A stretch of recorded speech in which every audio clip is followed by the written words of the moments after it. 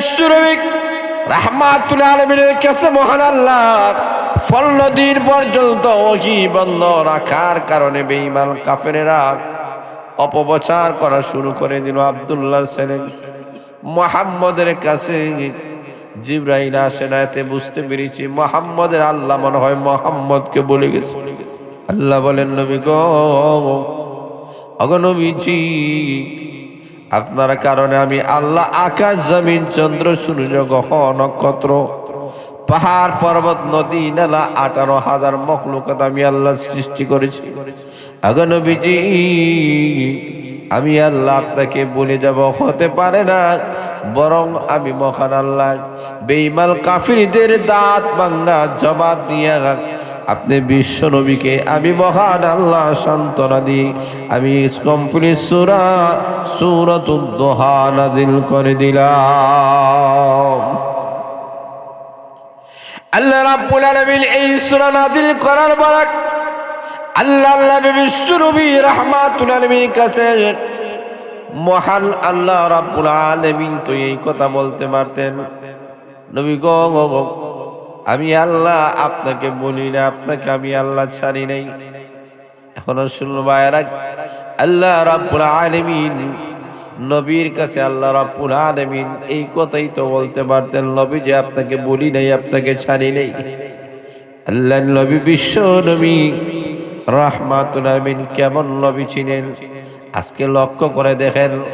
আমরা শুধুমাত্র একটি ওয়াক যদি আমরা না খাই, পেটের খিদার কারণে আমরা অস্থির হয়ে যাই। জোরে বলেন ঠিক না বেঠিক? কেমন নবী ছিলেন আল্লাহ নবী বিশ্ব নবী রাহমাতুল আলামিন, যার জীবনের ইতিহাসের দিকে তাকাইলে দেখা যায় আল্লাহ নবী বিশ্ব নবী রাহমাতুল আলামিন রাসূল খন্দকের যুদ্ধের মধ্যে আল্লাহ নবী সাহাবায়ে কেরামের কাছে বন্টন করে দিলেন। 10 হাত করে পরিয়া খনন করতে হবে, গর্ত খনন করতে হবে, খাল খনন করতে হবে। সাহাবায়ে কেরাম গর্ত খনন করা শুরু করেছেন। একজন সাহাবী এসে বলেন, ইয়া রাসূলুল্লাহ, ইয়া হাবিবাল্লাহ, ওগো নবীজি, পেটে বড় খিদা, নবীজি গো আর সহ্য হয় না। ওগো নবীজি, পেটের খিদা আর সহ্য করা যায় না, প্রচন্ড গরম, আর মাটি কাটা তো সাধারণ বিষয় নাই, নবীজি গো আর সহ্য করা যায় না। আল্লাহ নবী বিশ্ব নবী রাহমাতুল আলামিনের সামনে সাহাবী পেটে থেকে কাপড় তুলে এমনি দেখানো শুরু করেছেন, ইয়া রাসূলুল্লাহ, ইয়া হাবিবাল্লাহ, নবী গো দেখেন না, পেটের খিদার কারণে আমাদের পেটের মধ্যে একটা পাথর বেঁধে নিয়েছি। আল্লাহ নবী বিশ্ব নবী রাহমাতুল আলামিনের সামনে সাহাবায়ে কেরাম পেটের খিদার এই করুণ কাহিনী যখন তুলে ধরেছে, আল্লাহ নবী আর দেরি করেন নাই। বিশ্ব নবী রাহমাতুল আলামিন, যাকে মহান আল্লাহ পৃথিবীর মানুষ জাতির কল্যাণের জন্য পাঠাইয়েছেন, সমস্ত নবীদের নবী হিসেবে আল্লাহ যাকে পাঠাইয়েছেন, সমস্ত রসুলের রসুল হিসেবে আল্লাহ যাকে পাঠাইয়েছেন, সেই নবী রাহমাতুল আলামিন উনি ডাক দেয়া বলেন, সাহাবায়ে কেরাম তাকাইয়া দেখো, তোমাদের পেটে একটা পাথর বেঁধে নিয়েছো। আল্লাহর রসুল কাফর কোলে আল্লাহর রসুল দেখাইয়া দিলেন, সাহাবায়ে কেরাম আমি নবীর দিকে তাকাইয়া দেখো রে, আমি নবীর পেটে একটা পাথর নয়, আমি রসুল পেটের খিদার কারণে 2টা পাথর বেঁধে নিয়েছি। আল্লাহ নবী বিশ্ব নবী রাহমাতুল আলামিন 2টি পাথর ওনার পেটের মধ্যে বেঁধে নিয়েছেন। হযরত জাবের রাদিয়াল্লাহু তাআলা বলেন, হতে পারে না, আল্লাহ নবী বিশ্ব নবী রাহমাতুল আলামিন পেটে খিদায় কষ্ট করবেন, হতে পারে না, কারণ নবীর কষ্ট সাহাবায়ে কেরাম বরদাস্ত করতে পারেন না। সাহাবায়ে কেরাম নবীকে কষ্ট দিতে তারা রাজি নয়। আল্লাহ নবী বিশ্ব নবী রাহমাতুল আলামিনকে জাবের রাদিয়াল্লাহু তাআলা দাওয়াত দিয়ে দিলেন, ওগো নবীজি, আবার বাড়িতে আপনার দাওয়াত। আল্লাহ নবী বিশ্ব নবী রাহমাতুল আলামিনকে যখন দাওয়াত দেওয়া হলো, জাবির রাদিয়াল্লাহু তাআলা বাড়ির মধ্যে চলে গেলেন, খাবারের ব্যবস্থা করলেন। সামান্য কয়েকজনের খাবার।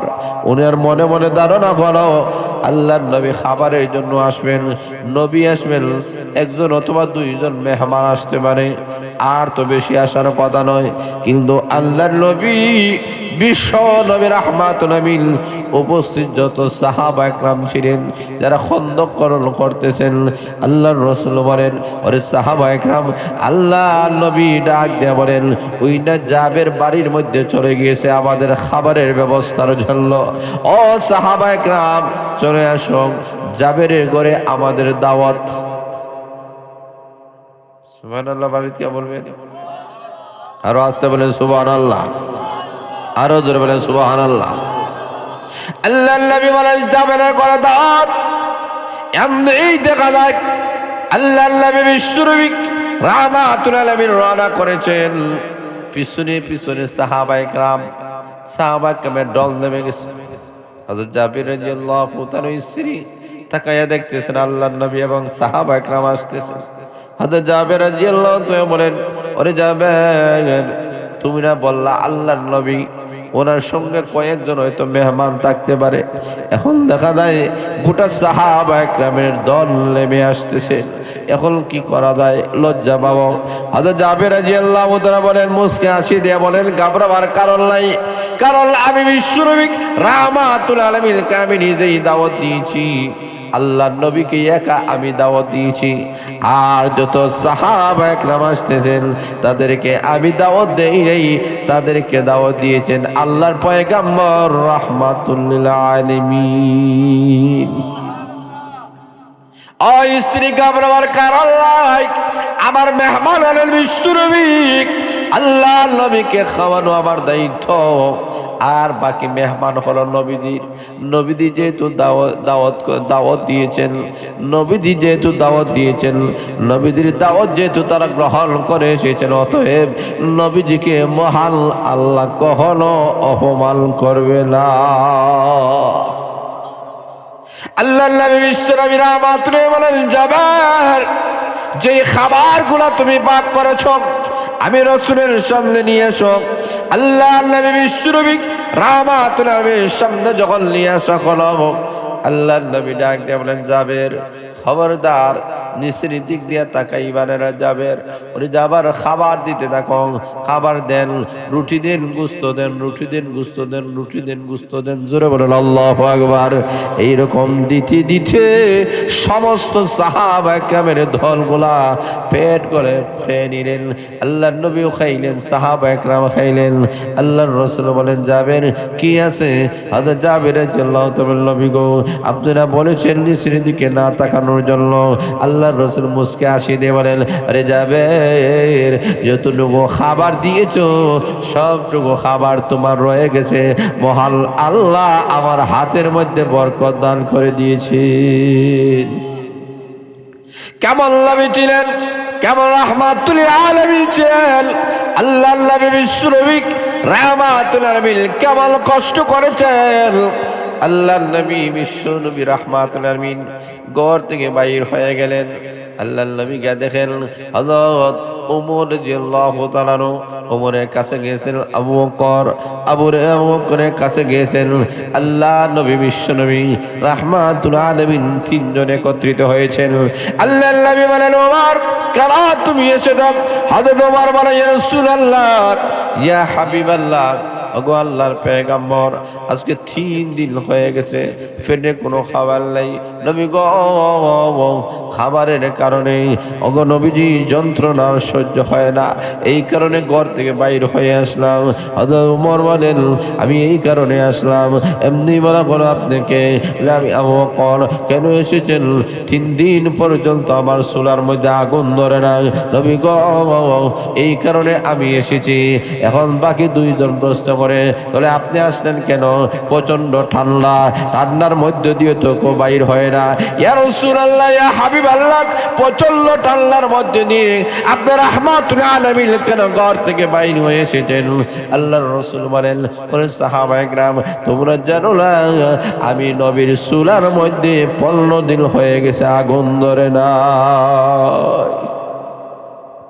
আল্লাহ নবী বিশ্ব নবী রাহমাতুল আলামিন যখন বলেছেন আমার চুলার মধ্যে আগুন জ্বলে নাই 15 দিন হয়ে গেল, আল্লাহ নবী বিশ্ব নবী রাহমাতুল আলামিন জগৎবাসীদেরকে বুঝিয়ে দিয়েছেন, ওরে জগৎবাসীরা আমি খাবার চাই নাই, দুনিয়ার ধন সম্পদ আমি চাই নাই, আল্লাহর রাসূল খাবার চাই নাই, আরামের বিছানা চাই নাই।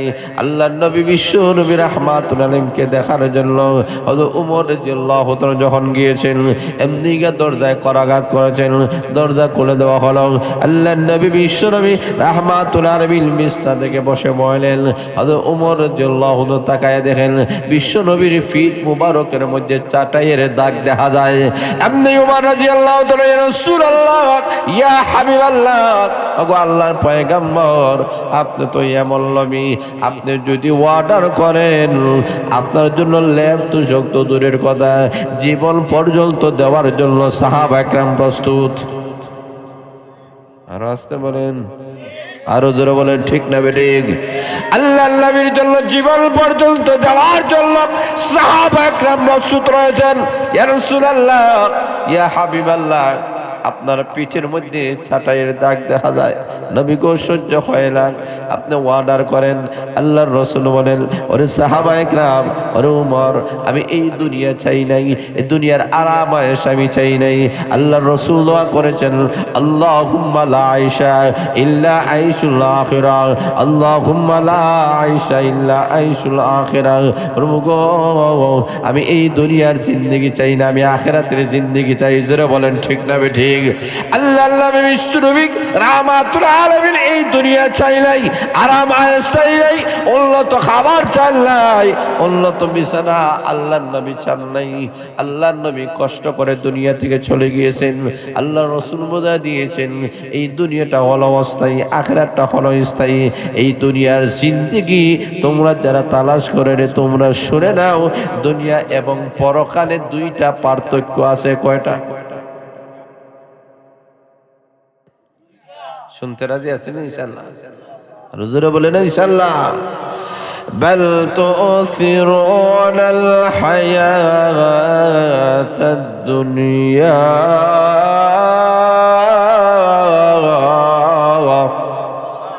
ওয়াল আখিরাতু খায়রুন ওয়া আবকা।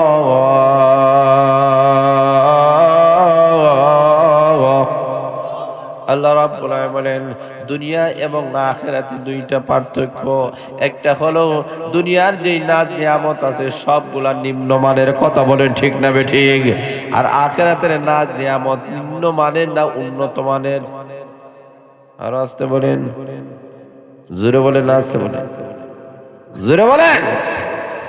উন্নত মানের দুনিয়ার যা আছে মুখবিলাস সব নিম্নমানের, একদিন শেষ হয়ে যাবে, একদিন এর টেকসই নাই, মজবুতি নাই।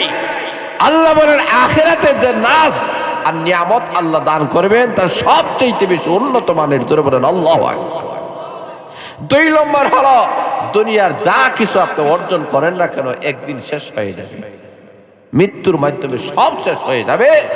আর পরকালের যে জিন্দেগি আছে এই জিন্দেগির শুরু আছে, শেষ নাই। জোরে বলেন সুবহানাল্লাহ। এখন আসুন লক্ষ্য করে দেখেন, আল্লাহ রাব্বুল আলামিন এই সূরা নাযিল করে মহান আল্লাহ নবীকে সান্ত্বনা বাণী দিলেন। আল্লাহ রাব্বুল আলামিন দুইটা জিনিসের কসম খেয়েছেন। আল্লাহ রাব্বুল আলামিন একটা দিনের কসম আর একটা হলো রাতের কসম আল্লাহ খেয়েছেন। আল্লাহ রাব্বুল আলামিন বলেন ওয়াদ-দুহা ওয়াল-লাইলি ইযা সাজা।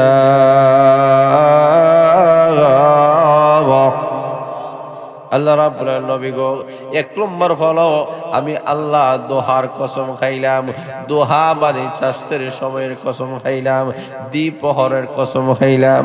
2 নম্বর হলো ওয়াল-লাইলি ইযা সাজা, নবী গো আমি রাত্রের কসম খাইলাম, রাত যখন গভীর হয় গভীর রাত্রের কসম।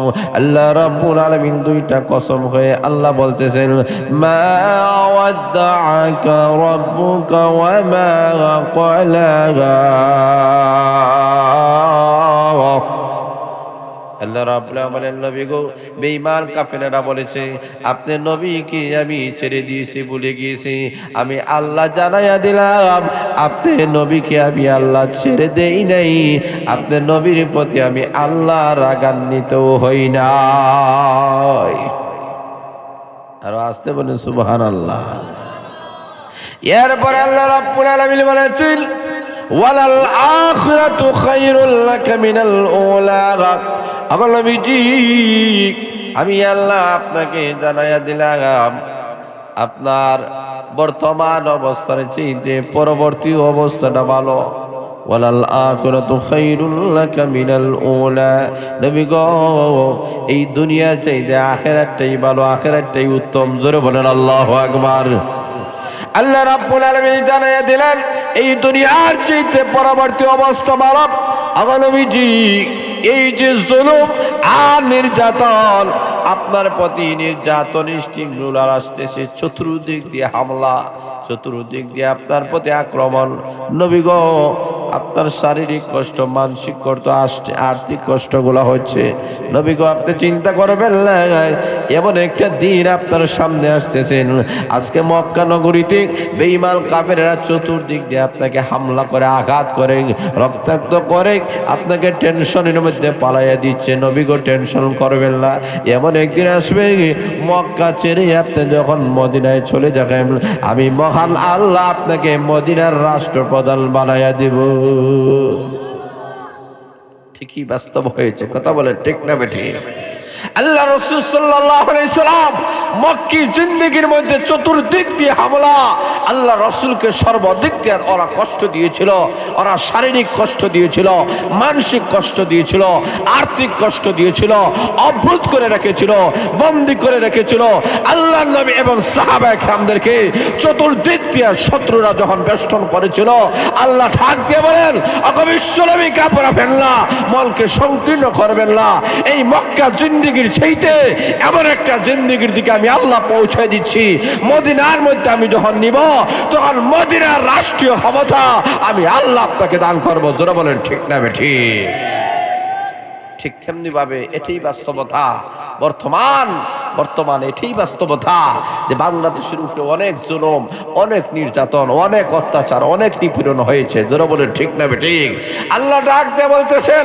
ধৈর্য ধারণ করো হকের উপরে অটল থাকো ইসলামের উপরে অটল থাকো কোরআনের উপরে তুমি মজবুতি দেখো ঈমান আমলের উপরে যদি তুমি মজবুতি থাকতে পারো তা আগামীকাল যে সূর্য উদিত হবে বাংলাদেশে আগামী 12 তারিখের পরে যে সূর্য উদিত হবে সেই সূর্যের নাম হলো ইসলাম কোরআন কোরআন কোরআন যারা বলেন ঠিক না বেঠিক কারণ কোরআনের বিজয় আসতেছে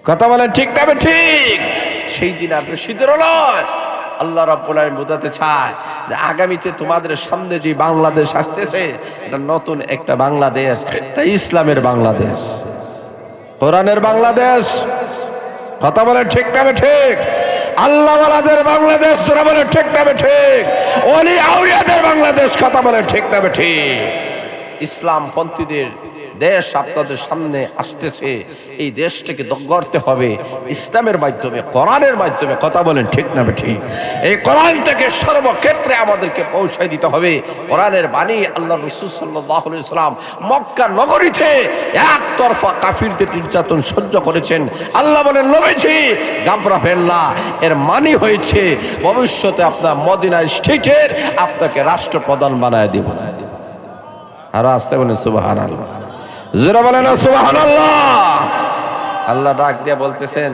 ঘাবড়াবে না চিন্তা করিও না তোমরা যদি ধৈর্য ধারণ করতে পারো তোমাদের টেনশন নেই ভয় নাই সত্যিকার অর্থে ইমানদার হও সব জায়গায় তোমরা বিজয়ী হবে ঘোষণা কার আর জোরে বলেন ওয়ালা তাহিনু ওয়ালা তাহজানু وأنتم الأعلون إن كنتم مؤمنين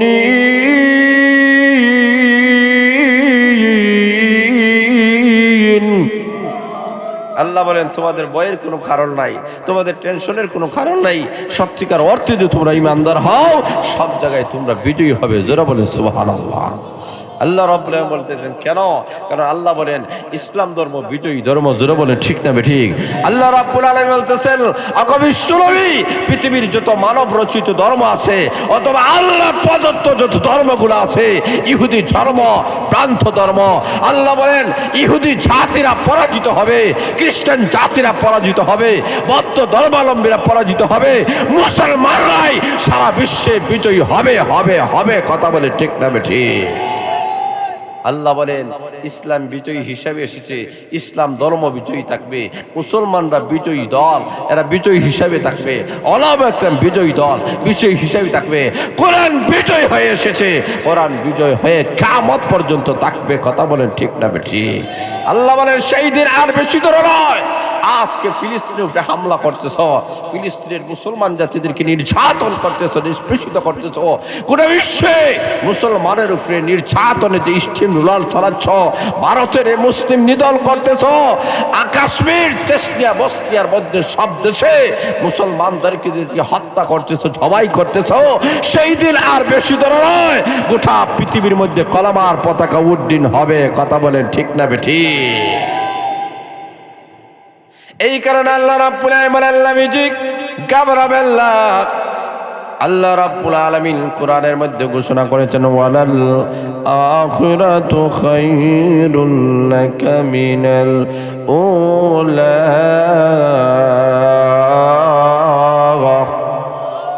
আল্লাহ রাব্বুল আলামিন বলেন নবী গো আমি আল্লাহ আপনাকে জানাই দিলাম বর্তমান অবস্থায় চাইতে পরবর্তী অবস্থা আপনার ভালো হবে, আপনি ঘাবড়াবেন না। তার বোঝা গেল এখন অনেক মানুষ ডিপ্রেশনে আছেন, কষ্টের মধ্যে আছেন। আল্লাহ বলেন ইন্না মাআল উসরি ইউসরা, কষ্টের পরে সুখ আসে। জোরে বলেন ঠিক না বেঠিক? কঠিনের পরে স্বস্তি আছে কি নাই? কথা বলে আছে কি নাই? কেউ যদি কোনো বেমারের মধ্যে অসুস্থতার মধ্যে বলেন ঘাবড়াবেন না, আল্লাহ একদিন সুস্থ করে দিবেন। কেউ যদি ঋণগ্রস্ত থাকেন ঘাবড়াবেন না, ঋণ মুক্তির ব্যবস্থা আল্লাহ করে দিবেন। কেউ যদি কোনো বিপদ আপদে থাকেন আল্লাহর কাছে চান, আল্লাহ বিপদ আপদ উদ্ধার করে দিবেন। কেউ যদি কোনো স্বপ্ন আশা থাকে ঘাবড়াবেন না, ভেঙে পড়বেন না, স্বপ্ন আশা পূর্ণ করার মালিককে। আরো জোরে বলেন কে? অনেক যুবকের স্বপ্ন রয়েছে আমি লেখাপড়ায় ভালো করব, আমি স্কুলে পড়তেছি, কলেজে যাব, কলেজে পড়তেছি, ভার্সিটিতে যাব, আমি এখন সামান্য টাকায় জব করতেছি, আমি প্রমোশন চাই, আমার ব্যবসাটা যেন উন্নত হয়, আমি দেশে আছি, আমার জীবনযাপন চলে না, বিদেশে যাইতে চাই। যারা বলেন ঠিক না বেঠিক? অনেক যুবক আছে হুজুর দোয়া করবেন, আমার স্বপ্ন আছে ভালো একটা মেয়ে যেন বিবাহ করতে পারি। কথা বলেন ঠিক না বেঠিক? ডিপ্রেশনে ভুগবেন না, সুন্দরী রূপসী দিনদার আল্লাহওয়ালা মহিলা মিলায় দেওয়ার মালিককে। কথা বলেন খেগ? ঘাবড়াবেন না।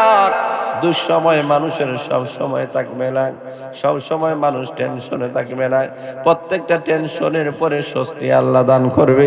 আল্লাহ রাব্বুল আলামিন সূরার মাধ্যমে আল্লাহ সান্ত্বনা দিয়েছেন মানুষেরা নেই, তুমি যে কোনো শ্রেণীর মানুষ, যে কোনো বিপদ আপদ, যে কোনো সমস্যায় তুমি পড়ো না কেন, যেখানে তোমার সমস্যা সেখান থেকে উদ্ধার করার মালিক আমি মহান আল্লাহ।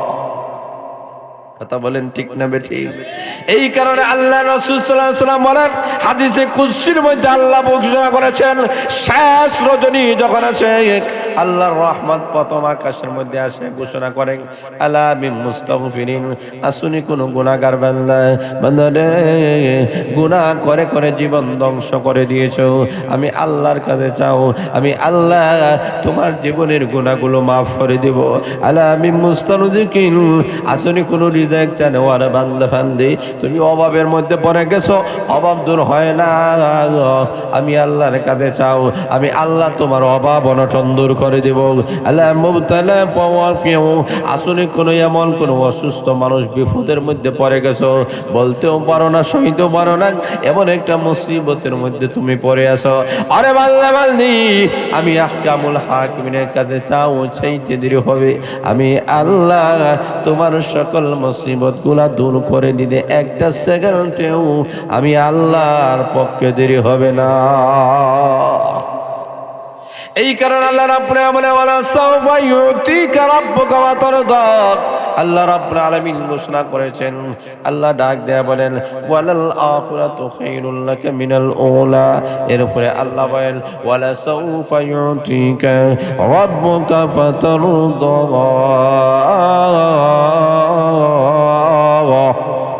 আল্লাহ রাব্বুল আলামিন বলেন নবী গো আপনি ঘাবড়াবেন না, আমি আল্লাহ আপনাকে খুশি করব। ওগো নবীজি, এমন একটা জিনিস আমি আল্লাহ আপনাকে দান করব যেতে আপনি খুশি হয়ে যাবেন। আল্লাহ নবী বিশ্ব নবী রাহমাতুল আলামিনকে কিয়ামতের কঠিন ময়দানে আল্লাহ ডাক দিয়ে বলবেন, ওগো নবীজি আপনি আজকে হাসরের ময়দানে আপনি কি চান? আমি আহকামুল হাকিমের কাছে বলেন, আল্লাহ ডাক দিয়ে বলবেন, আল্লাহর রাসূল বলেন, আল্লাহ আমার প্রত্যেকটা উম্মত কে তুমি জান্নাত দিয়ে দাও। রাস্তে বলেন সুবহানাল্লাহ। আর রব্বুল আলামিন আমার উম্মতরা গভীর রজনীতে চাটি বহর এলাকার যুবকেরা, মুরব্বিয়ানে একরাম, শিশু তরুণ আর ছোট ছোট বাচ্চারা পর্যন্ত ওরা ঘুমায় নাই। আল্লাহ ওরা বসেছিল কোরআনের মহাব্বতে, আমি রসুলের মহাব্বতে ওরা বসেছিল। আয় আল্লাহ ওরা জাহান্নামের মধ্যে যাবে আল্লাহ, হতে পারে না। আল্লাহ তোমার কাছে দরখাস্ত, আল্লাহ আমার প্রত্যেক উম্মতকে তুমি জান্নাত দিয়ে দাও।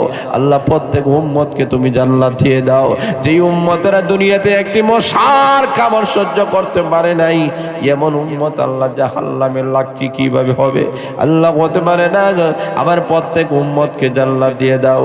আল্লাহর নবী যখন দরখাস্ত করবেন, আল্লাহর নবীকে জানায় দিবেন, নবী গো আপনি জেনে নেন আপনার উম্মতের মধ্য থেকে যারা একবার কলেমা উচ্চারণ করেছে, এমন উম্মতকে আমি চিরস্থায়ীভাবে জাহান্নামের লাকড়ি বানাবো না। আল্লাহ রাব্বুল আলামিন নবীকে খুশি করবেন। আল্লাহ রাব্বুল আলামিন বলেন, নবীর জীবনের কিছু অবস্থা মহান আল্লাহ তুলে ধরেছেন। আল্লাহ রাব্বুল আলামিন ডাক দিয়ে বলেন, নবী গো আলাম ইয়াজিনিকা ইয়াতীমান ফাআওয়া, ওগো নবীজি আমি আল্লাহ আপনাকে তো ইয়েতিম অবস্থায় পেয়েছিলাম, আপনি ইয়েতিম নবী ছিলেন, আমি আল্লাহ আপনাকে আশ্রয় দিয়েছি। কথা বলেন ঠিক না ঠিক? নবী গো আপনি ইয়েতিম ছিলেন, আমি আল্লাহ আপনাকে আশ্রয় দিয়েছি। আল্লাহর নবী বিশ্ব নবী দুনিয়াতে আসার আগে ওনার বাবা মারা গেছেন, আসার পরে ওনার মা মারা গেলেন, কিছুদিন যেতে না যেতে ওনার দাদা মারা গেলেন, কিছুদিন যেতে না যেতে ওনার চাচা মারা গেলেন। কথা বলে ঠিক না ঠিক? কিছুদিন যেতে না যেতে হযরত খাদিজাতুল কুবরা রাদিয়াল্লাহু তাআলা মারা গেলেন। আল্লাহর নবী অভিভাবকহীন হয়ে গেলেন, একের পর এক আল্লাহর রাসূল ইয়েতিম হয়ে গেলেন। আল্লাহ ডাক দিয়ে বলেন, নবী গো আপনি ইয়েতিম ছিলেন, আমি আল্লাহ আপনাকে আশ্রয় দান করেছি। জোরে বলেন সুবহানাল্লাহ। ألم يجدك يتيما فآوى ووجدك ضالا فهدى। আল্লাহ রাব্বুল আলামিন বলেন, নবী গো আপনি জান্নাতের সন্ধান জানেন নাই, পরকালের সন্ধান আপনার কাছে ছিল না, আমি আল্লাহ কোরআন নাযিল করে পরকালের সন্ধান জানাইয়াছি। যারা বলেন ঠিক না ঠিক? আল্লাহ রাব্বুল আলামিন বলেন, ওয়াজাদাকা দাল্লান ফাহাদা ওয়াজাদাকা আইলান ফাআগনা। আল্লাহ ডাক দেয়া বলেন, নবী গো আপনি গরীব ছিলেন, আমি আল্লাহ আপনাকে ধনী বানাইয়াছি। যারা বলেন ঠিক না ঠিক? আপনাকে স্বাবলম্বী আমি আল্লাহ বানাইয়াছি। অতএব আল্লাহ রাব্বুল আলামিন বলেন, নবী গো তিনটা নিয়ামত যেহেতু আমি আল্লাহ দান করেছি, অতএব এই তিনটা নিয়ামতের শুকরিয়া আদায় করার দরকার আছে কি নাই? কথা বলা আছে কি নাই?